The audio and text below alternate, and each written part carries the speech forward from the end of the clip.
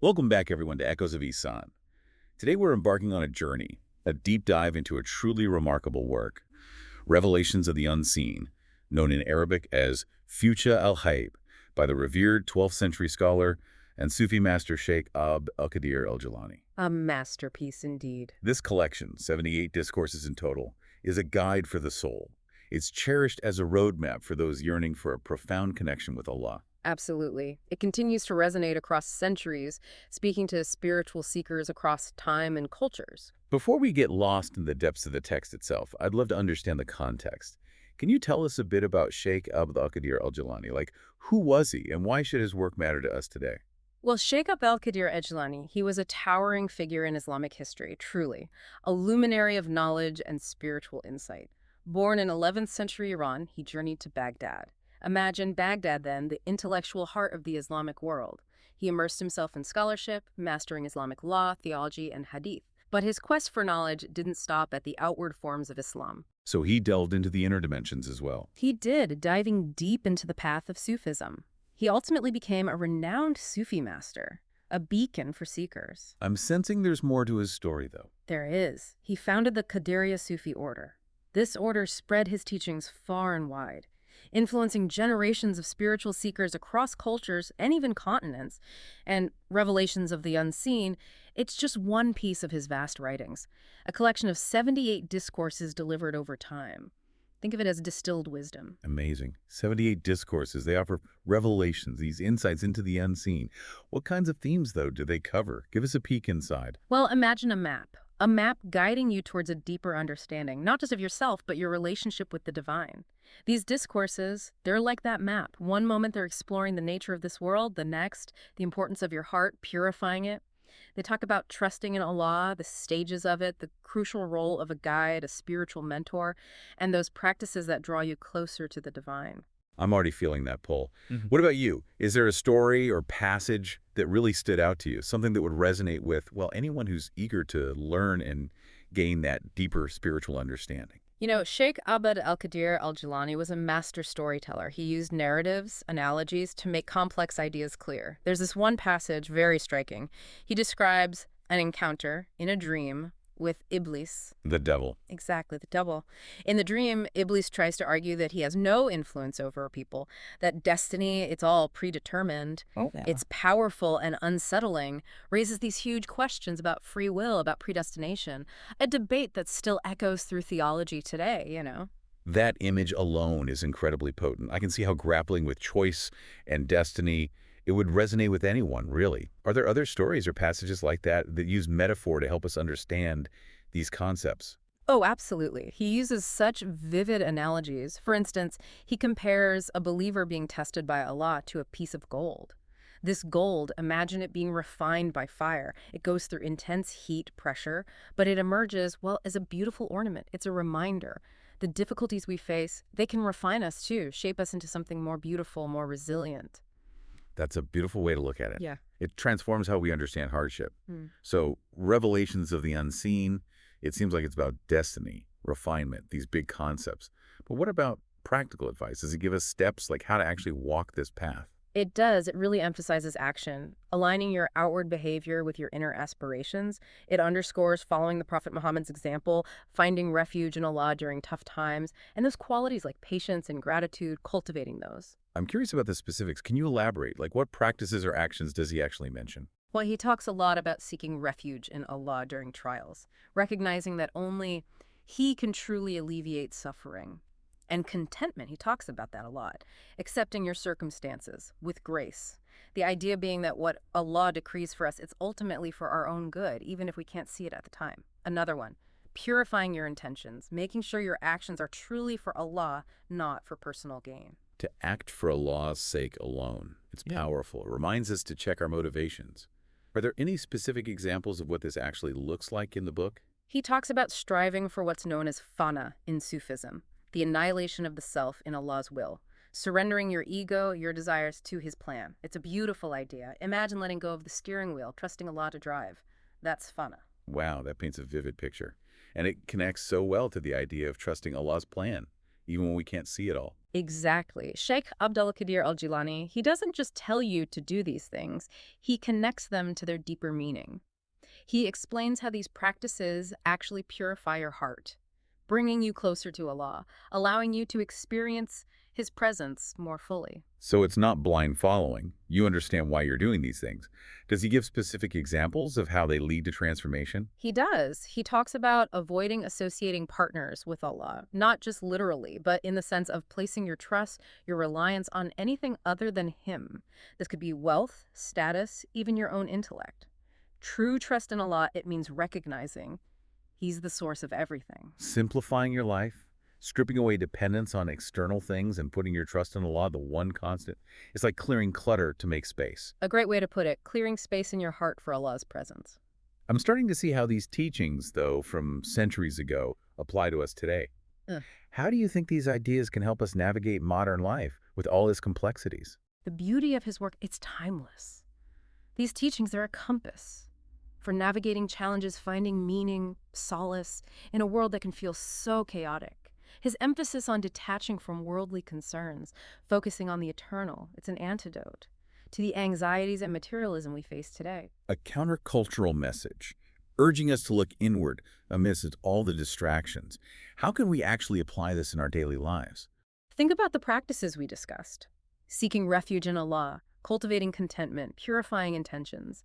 These are tools for navigating your own life's storms. They offer a path to inner peace, inner strength, even when things are chaotic outside. It's so relevant today. We're constantly bombarded with information, stimuli. It's so easy to get swept away. He reminds us to find that stillness, that inner sanctuary where you connect with Allah. It's in that stillness that we find the strength, the clarity to navigate the world with purpose. That inward focus, it makes me think about the heart. It seems central to his teachings. He really delves into it in Revelations of the Unseen, doesn't he? Oh, he does. He describes the heart as a house. This house can be illuminated from within by faith and certainty. It highlights the importance of purifying our hearts, removing the veils, those veils of ignorance, envy, pride that block the divine light. That's a powerful image. The heart as a house makes you think about what's residing in that space. What might be blocking the light? Does he offer any concrete steps to achieve that purification? Several practices. Honesty and sincerity stand out, not just with others, but in your relationship with Allah. Radical authenticity, both inside and out. It's not just telling the truth, it's being true to yourself. Yeah. Acknowledging flaws, shortcomings, approaching Allah with a heart free from any pretense, stripping away the masks, standing before Him in our raw state. Exactly. Cultivating that pure sincerity where every thought, word, action aligns with your truest self, your God-given nature. Beautiful concept. Makes you think about what's blocking that light. Does he address any other obstacles to this purification? He talks about avoiding complaining, which often comes from a lack of trust in Allah's wisdom and mercy, shifting from grievance to acceptance and gratitude. So instead of bemoaning our circumstances, we see challenges as opportunities, tests that bring us closer to Allah, trusting that even in difficulty there's wisdom, a divine orchestration that we might not grasp right now. Exactly. Surrendering to that larger plan. Trusting that Allah's decree, even when painful, is ultimately for our highest good. This brings up a question I've been pondering. What about a spiritual guide? Their role on this path of self-purification. Does Sheikh Abdul Qadir Gilani speak about that in his discourses? He does quite a bit. He emphasizes the importance of having a mentor, someone to illuminate the way, to help you navigate the subtle pitfalls. Think of it like having a seasoned traveler with you on a challenging trek, someone who warns about dangers, guides you towards safety. A very helpful analogy. It shows how valuable that guidance can be, especially when you're starting out. However, he also talks about a fascinating concept, transcendence of that relationship. Transcendence. Do you mean abandoning your teacher? Not abandoning, more like graduating from mentorship. As a student grows, they reach higher levels of understanding and they no longer need that external guidance from a sheikh. Their heart, it becomes directly illuminated by Allah. They receive guidance from within. The goal is to reach spiritual maturity, where your connection with Allah is direct, unmediated. Like achieving mastery. The teacher's wisdom becomes your inner compass, moving from dependence to reliance on the divine guidance within. Beautiful. It is. And it doesn't diminish the teacher's role, but it speaks to the ultimate goal. that direct connection. It makes me wonder, are there specific qualities, things that mark someone who's reached that level? Does he offer any insights? He does. Interestingly, he discusses the 4 types of men. A classification, it's a mirror for self-reflection. Where are you on your journey? Intriguing. Tell us about those 4 types. What distinguishes them? The first type, a man with neither tongue nor heart, lost in heedlessness, oblivious to both worldly and spiritual matters. Imagine someone adrift, lacking that inner compass of the heart and the ability to express themselves. So they're asleep, both inwardly and outwardly. Not engaged with the world or their own spiritual development, a spiritual slumber. Yes. The second type, a man with a tongue but no heart, eloquent perhaps, even guiding others towards Allah, but their actions don't match their words. Hypocrisy. A reminder that true spirituality isn't outward show, but about alignment. Actions reflecting the heart. He warns against those who might sound impressive but lack substance. Discerning between depth and superficial piety makes you think about who you learn from. Exactly. Seek authentic guides, those whose words and actions are one. What about the third type, a heart but no tongue? That's someone veiled by Allah. They have depth, their heart is illuminated by faith, but they're not outwardly expressive. They're drawn to silence, contemplation. They understand the pitfalls of excessive speech. There's beauty in that. Cultivating the inner garden, not seeking validation, letting the inner light shine through actions and presence. He advises seeking the company of such people. There's much to be learned from their silent wisdom. Their stillness can teach. It makes you wonder if sometimes we overemphasize outward expressions of faith and miss the quiet power of inner depth. I'm really appreciating this framework. It's giving us valuable insights.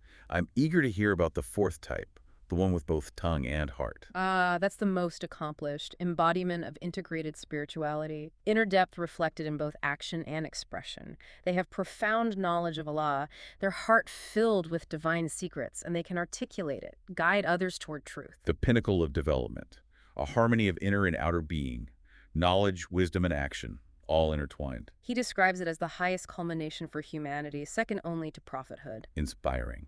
Someone whose words and actions radiate divine light, guiding others. It sets a high bar. It does. This classification challenges us. Which type are we? Are we lost? Are we hypocrites? Are we quietly contemplative? Or are we striving to integrate our inner and outer being, letting our heart's wisdom flow? It's a powerful tool, encouraging us to aspire towards that 4th type, to cultivate both the depth and the eloquence, to become beacons of light. It's a lifelong journey, a process of refinement and integration. Sheikh Abdul Qadir Gilani, he also speaks about poverty. It seems paradoxical in a spiritual context, but he presents it very insightfully. Can you shed some light? He does. He explores both the challenges and the opportunities. Poverty, it's a double-edged sword. It tests faith. It can push someone towards unbelief, or it can deepen their reliance on Allah. So it can expose whether our trust in Allah is genuine. How can poverty serve as that test? When you're facing hardship, deprivation, it's easy to question Allah's mercy. If your faith is rooted in worldly comfort, poverty can shake that foundation. It forces you to face your deepest beliefs about Allah's providence, like a crucible. But he also highlights the incredible potential for poverty to lead to a deeper reliance. It can strip away your attachment to possessions, revealing your dependence on the divine. You're forced to let go of those crutches, realizing true support comes only from Allah. Stripping away, being humbled, brought to complete reliance. Does he offer examples of how this might manifest? He describes those who navigate poverty well. They emerge with a stronger, more authentic faith. They've tasted the sweetness of reliance, found contentment in Allah's provision. Their hearts are no longer cluttered by desire for material things. They've discovered the riches of faith, of connection. True wealth isn't possessions, but the richness of our connection with Allah. Inner contentment knowing He provides. Like the saying, poverty is a treasure for the believer. It is. It's not passive acceptance, but active striving. To purify, strengthen faith, draw closer, recognizing He's the source of true abundance, both inside and out. This reframes poverty, not just lack, but a potential path to spiritual enrichment. That inner richness no external circumstance can touch. Exactly. Discovering the treasures hidden within hardship, the spiritual riches revealed when we let go of attachment to the material. Now, I'm curious about how he addresses love and hate. Does he talk about aligning our feelings with divine principles? He does. He has a whole discourse dedicated to hating for Allah's sake and loving for Allah's sake. It's about figuring out which of our feelings are from our ego and which are aligned with divine wisdom. Unpack that for us. How do we know if our love or hate is in line with those principles? He provides a framework. Look at the object of your hatred or love. See it through the lens of the Quran and the Sunnah, the Prophet's teachings. Ask yourself, does their behavior align with Islamic principles? Would Allah and His Messenger approve? So the Quran and the Prophet's teachings are our compass for discerning right and wrong. And then we evaluate our feelings through that lens. If they align, yet you still hate, that hatred is likely from your ego, from biases, prejudices. It's a call to purify your heart, remove those negative emotions that cloud your judgment. Distinguishing righteous anger towards injustice from hatred rooted in our own ego. A subtle but crucial difference for how we navigate relationships and respond to situations. He also says sometimes hating for Allah's sake is necessary. Now that's interesting. Hate as a positive thing? That seems counterintuitive to spirituality. It doesn't mean personal vendettas or wanting to harm someone. It's about feeling an aversion towards actions, behaviors that go against Allah's commands, those that violate Islamic principles. Think of it as righteous indignation towards that which corrupts, degrades the human spirit, a rejection of injustice, oppression. Channeling aversion into action, speaking out against wrong, upholding justice, creating a more righteous society. Not consumed by hate, but using it to fuel change, aligning our actions with Allah's will. A good way to put it. He also reminds us our love should be for Allah's sake. What does that mean, practically? How does that show up in our lives? We should love those who are beloved to Allah. Prophets, saints, righteous individuals who embody mercy, compassion, and justice. They inspire us to grow spiritually, to draw closer. So surround ourselves with positive influences, those who reflect divine attributes, letting our love flow to those who embody goodness. Exactly. And he cautions against loving those who displease Allah, those whose actions contradict Islamic principles, even if we feel natural affection for them. Challenging, especially with loved ones who might be straying. But our loyalty is to Allah. Our love should be directed towards those who reflect His attributes, embody His values. It's about discerning between love rooted in attachment and love rooted in pleasing Allah.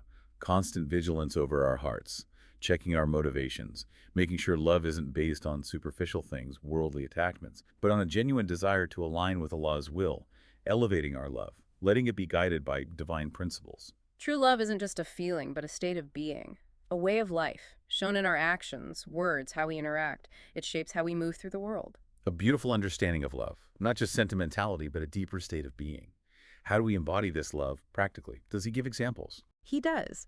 Our love should motivate us to serve others, to speak truth, to stand up for justice, to be merciful, compassionate to those in need, letting our love flow outwards, becoming a source of healing, upliftment for the world. So it's not just inward, it's expressed outwardly.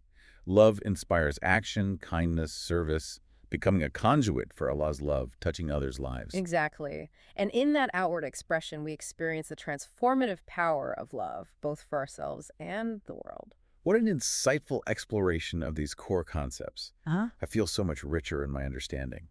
I'm eager to delve into more specifics of his guidance. There's so much more to uncover. I can't wait to continue. We'll pick up our deep dive into revelations of the unseen in the next part of this episode. I look forward to it. You know, it's fascinating. In Sheikh Abdul Qadir Gilani's Revelations of the Unseen, he weaves together the theoretical, those big ideas, with the practical. So he doesn't just present lofty concepts. He gives you guidance, how to actually embody those principles in your life, day to day. And he does it through storytelling, right? Yeah. It's not dry academic stuff. It's vivid, engaging. Stories, analogies, even dialogues with, well, spiritual beings. Absolutely. One striking example, his discourse on Iblis, the accursed one. He recounts a dream, an encounter with Iblis, challenging him directly about the nature of evil itself. Wow, I can only imagine. Coming face to face with, well, the embodiment of temptation, deceit. How does he even describe Iblis? What's it like to be in his presence? He paints this picture, very vivid. He describes Iblis with this hermaphroditic appearance, soft-spoken, but with features that are distorted, and this bashful, apprehensive smile. It's unsettling, a mix of contrasting qualities. That imagery alone, it speaks volumes about the deceptive nature of evil, how it can seem alluring, harmless, but underneath it's corrupting. It makes me think about how we're drawn to things that seem pleasurable, exciting, but they lead us astray. It's a reminder to look deeper. Exactly. Things aren't always what they seem. So in this dream, when confronted, what does Iblis say? Does he try to defend himself? Iblis argues he has no real power. He's just an instrument of destiny. If evil is decreed by fate, he can't change it. And if good is ordained, he can't turn it evil. So he's shifting blame, saying he's a pawn in a bigger game. That's a classic tactic, isn't it? Refusing to take responsibility for our choices. Even Iblis does it. It makes you wonder, are we even more prone to that trap as humans? A profound question. It goes to the core of our understanding of free will, predestination. Debated for centuries, really.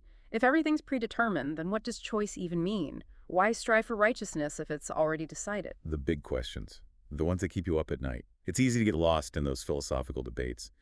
Does he offer any answers to those complex questions? There's no simple answer, really. He acknowledges divine decree that Allah has ordained everything, but he doesn't fall into fatalism. He still emphasizes human effort, making choices, striving for good. A delicate balance, then. Right. Recognizing Allah's power and will, but also acknowledging our own agency, responsibility. It's not one or the other, it's both. He captures that balance beautifully. He says, Allah creates our actions, but we acquire them through our choices. It's profound. Allah provides the canvas, the paint, but we choose the colors, create the artwork. I love that analogy. It empowers us to take ownership of our lives, to be co-creators with the divine, not just passive but active participants, shaping our destiny both individually and collectively. Powerful message. And that leads us to another important theme, purification. When you say purification, what do you mean? Hearts, actions, intentions. All of the above. He emphasizes purification on every level. Our hearts, he says, they're like vessels, and they can be contaminated with impurities, envy, greed, arrogance, all those negative qualities. The heart is a vessel. Yeah. Such a powerful image. Makes you think about what you're filling it with, what's taking up space. Exactly. He says these impurities, they act as veils. They block the light of faith, preventing you from truly experiencing Allah's presence. It's like a dirty window. You can't appreciate the beauty outside until it's clean. So how do we cleanse those impurities? Does he give us practical steps?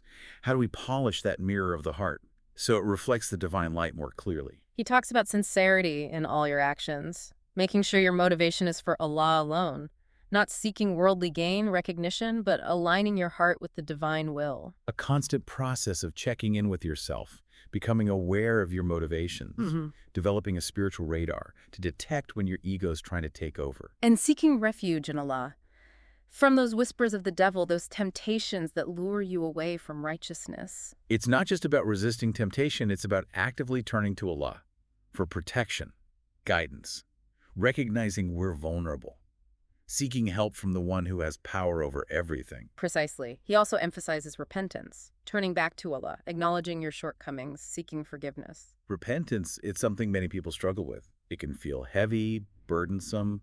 How does he present it?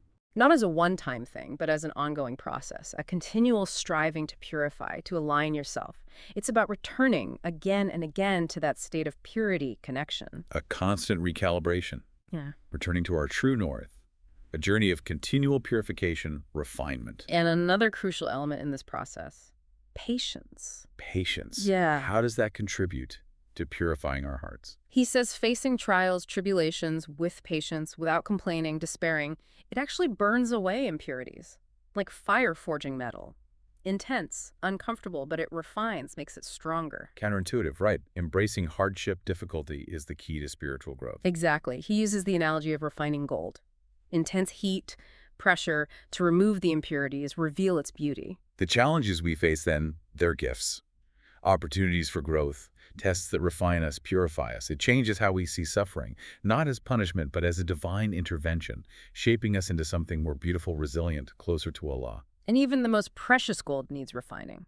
And so do our souls. We're all works in progress, constantly being shaped. Next time I'm going through something tough, I'll remember that.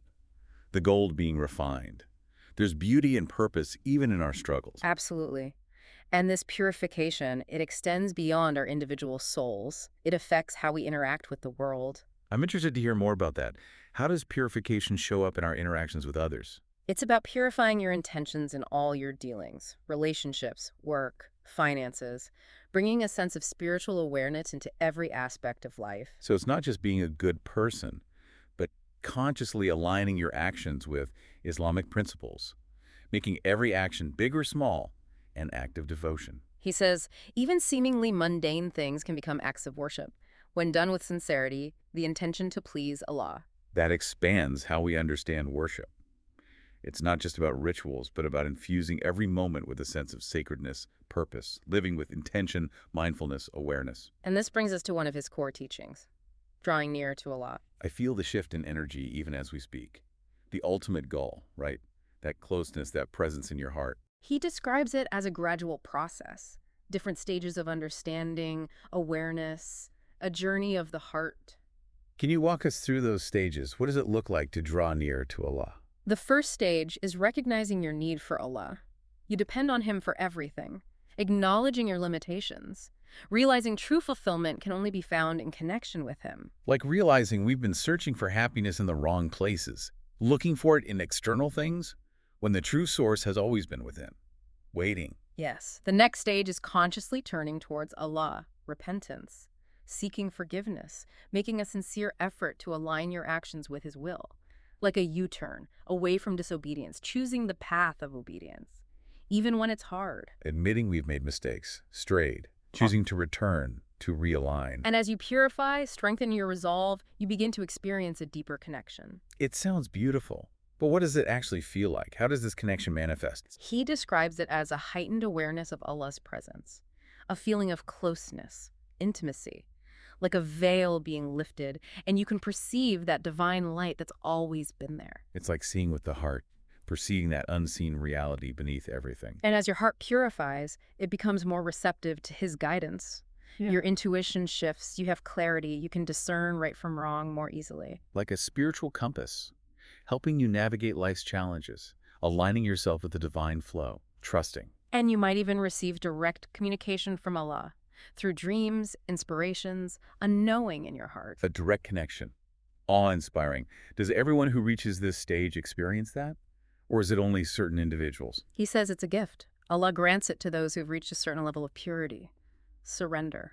Not something to be sought after, demanded, but a grace bestowed on those who are ready. It's a reminder. This path isn't about achieving specialness, attaining superpowers. It's about surrender to His will, trusting the process, letting go of control. Exactly. He emphasizes this closeness. It's not a destination, it's a journey.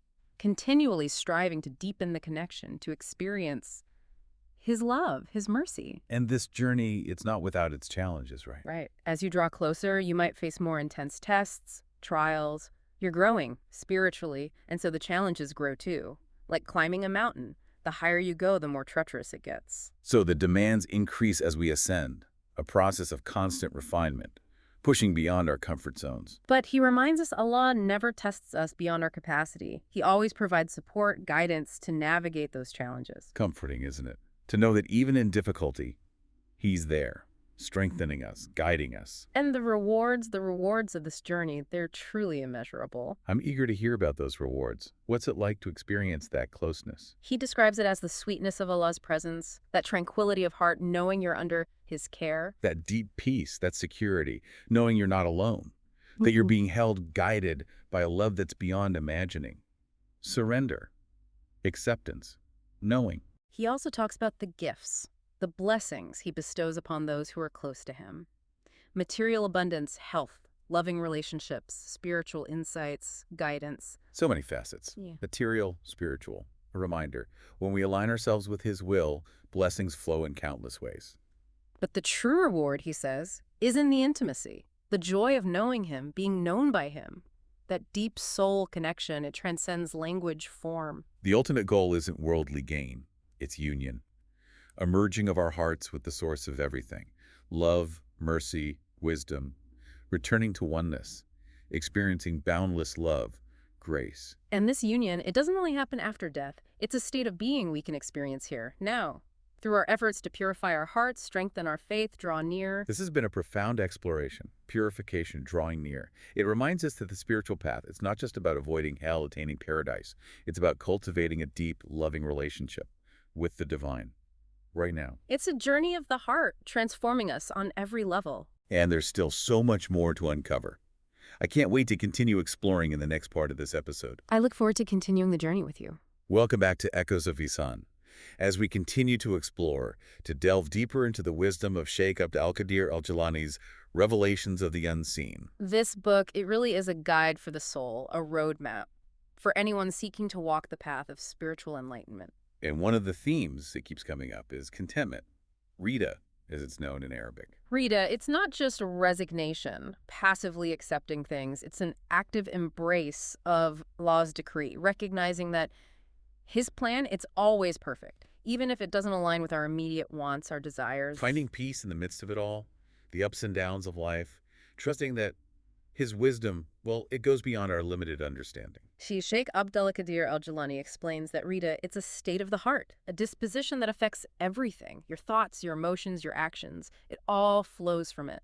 So it's not just about accepting what happens externally, but cultivating that inner acceptance, that peace. Does he offer guidance on how to actually embody this? How do we cultivate Reed in our lives practically? He says it starts with recognizing that everything comes from Allah, the good, and what we might perceive as bad. That's a tough one, especially when facing hardship, suffering. It's easy to question His wisdom when things aren't going our way. He reminds us, though, that He's the source of all things. His actions, they're always filled with wisdom, with mercy, even when we can't see it. So the trials, they're actually gifts, opportunities for growth, purification. He encourages us to see them that way. Chances to become more beautiful, more resilient. That takes a lot of trust in His plan. A surrender of our ego, our need to control, accepting that His ways are beyond our understanding. And that surrender, it's the key to unlocking Rita. Letting go of the need to control, to make things happen a certain way, embracing the flow of divine destiny. He's clear, though, Rita isn't about becoming complacent or passive. It's about striving, putting in the effort, but detaching from the outcome. So we're still active participants in life, but without that anxiety, the stress that comes from clinging to a specific result. He uses a beautiful analogy. The farmer planting seeds. The farmer does everything they can to prepare the soil, nurture the crops, but ultimately they surrender the outcome to Allah. They trust that He will provide the rain, the sunshine, the perfect conditions for those seeds to grow. In the same way, we strive in our worldly affairs, but we recognize that ultimate success or failure, it's in His hands. It's a reminder. We're not truly in control.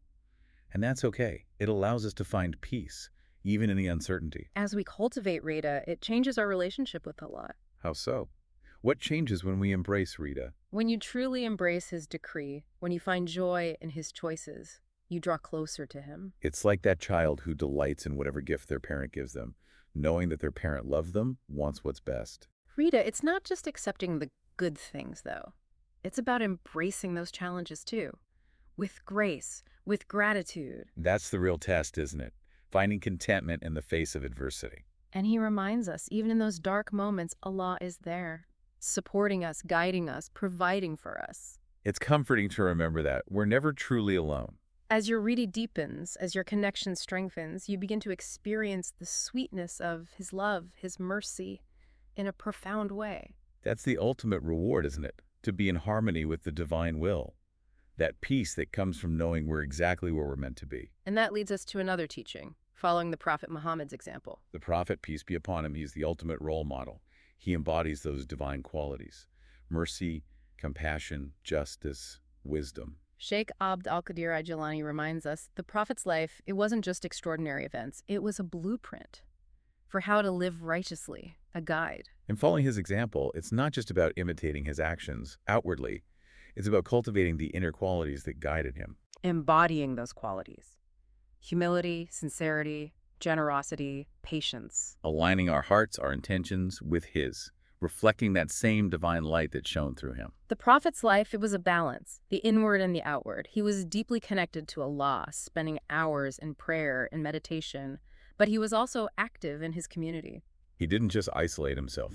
He worked for justice, for the oppressed. That integration, that balance, it's something we should all strive for. Spiritual growth, it shouldn't lead to withdrawal from the world. It should lead to a more compassionate, more purposeful engagement. And following the Prophet's example, it's not just about individual piety. It's about creating a just, equitable society. So our spiritual practice, it should be reflected in our actions, speaking out against injustice, upholding the rights of the marginalized, creating a world that reflects Islamic values. He reminds us, the prophet, he was a revolutionary. He challenged the norms, the oppressive systems of his time.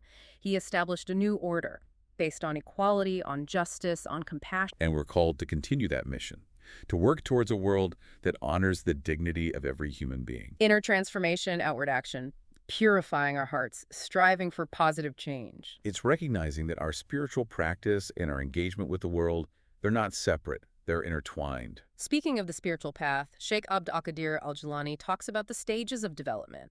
He says it's not a straight line, but a journey, with different levels of understanding. Like climbing a mountain. The terrain, the challenges, they change as you ascend. The initial stage, he says, it's obedience, fulfilling the outward obligations of Islam. Prayer, fasting, charity. Laying the foundation.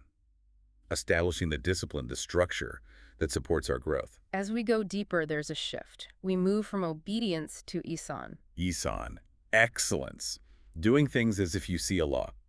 Bringing that presence, that awareness into our worship. Your actions, they're infused with love, reverence. You begin to experience the sweetness of worship. It's not just going through the motions. You feel the heart of the prayer, a deeper connection. And as you cultivate Ihsan, your awareness of Allah's presence, it expands beyond the rituals. It permeates everything. You see his hand in everything. The signs in nature, in our interactions, even in those seemingly random events. He describes this as the stage of marifa, gnosis, knowing Allah, not just intellectual knowledge, but an experiential knowing, a recognition of his reality in your heart. Moving beyond the mind into the heart, experiencing truth directly. Your heart becomes illuminated. You see the world differently, the interconnectedness, the divine purpose in everything. Profound awe and wonder, a glimpse into the mysteries, the boundless beauty of creation. And the highest stage, he says, it's fana. An annihilation of the self in his will. Your ego dissolves. That sense of separation disappears. You're absorbed in his being. Pure union, the drop merging with the ocean, a return to oneness. He emphasizes, though, this isn't something we achieve through our own efforts. It's a gift. Allah bestows it upon those whose hearts are pure, whose surrender is complete. A glimpse of ultimate reality, a taste of eternal bliss. And these stages, they're not fixed or linear. You might experience glimpses of Ihsan, marifa, even fana at different points on the path. It's not about reaching a destination. It's about the journey, the unfolding of our relationship with Allah. A journey with challenges, rewards, darkness, and illumination. A journey of the heart, transforming us throughout our lives. And that longing for Allah, it's the seed of our awakening. It's what ignites our hearts, guides us toward enlightenment. This has been such a profound exploration. Sheikh Abdul Qadir Gilani's words in Revelations of the Unseen, they offer a timeless guide for navigating life, finding meaning, drawing closer to the source of everything. Love, mercy, wisdom.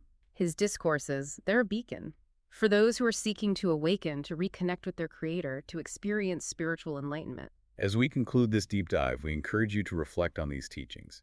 Ask yourself what resonates. What practices can you bring into your life? To cultivate contentment, follow the Prophet's example, and embark on this journey of spiritual growth. May his words continue to inspire you, guide you toward truth, illuminate your hearts with divine wisdom. Until next time, may peace and blessings be upon you all.